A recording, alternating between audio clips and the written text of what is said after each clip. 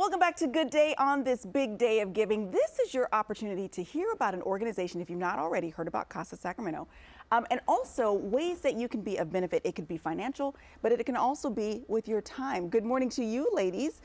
We've got some experts in the building about the care that you give to young people through court appointments. We've got Kelly Donato, who is the Assistant Director for Casa Sacramento. And then we've also got Rebecca Friedman. You're a volunteer with Casa. Right. How many years have you been volunteering? I've been a volunteer advocate for 5 years, and I've been working with Casa as a volunteer in other capacities for over 15 years now. Yeah, and I mean, Casa is very important, and it could be that people just don't know what people do as volunteers with Casa. So Kelly, tell us what Casa does. Thank you.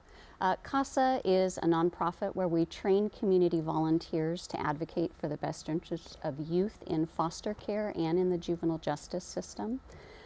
Community volunteers don't have to have a specialized background. You don't need to be a social worker or attorney. You just need to be 21 years old, be able to pass a background check, and have the heart and compassion and time to support a young person and help them navigate a difficult period of time in their life. They find themselves in foster care through no fault of their own, and we know the power of having a trusted and consistent adult in a young person's life can really make a difference. Yeah, and the reason why I want to push for volunteers is because how many young people do you guys serve, say, a year? At any given time, we have about 150 volunteers who are appointed, who are court appointed.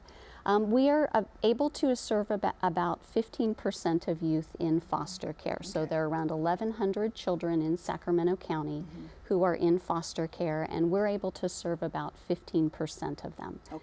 We have 35 youth waiting right now to be matched with a volunteer advocate, and we always need more advocates. And that's the key. So we're looking at some pictures now of volunteers in action, also some events that you guys have had.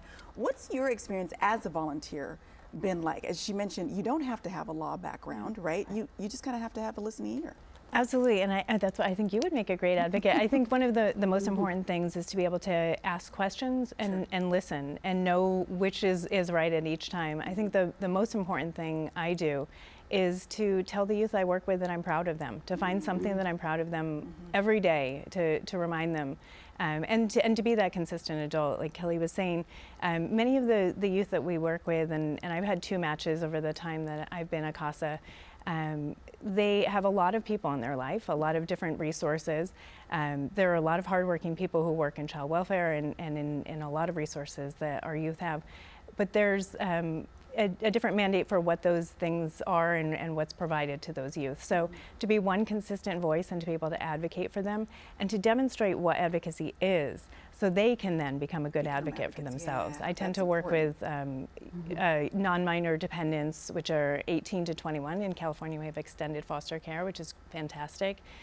So I tend to work with youth when they start to age out or to head toward that 18 and into extended foster care.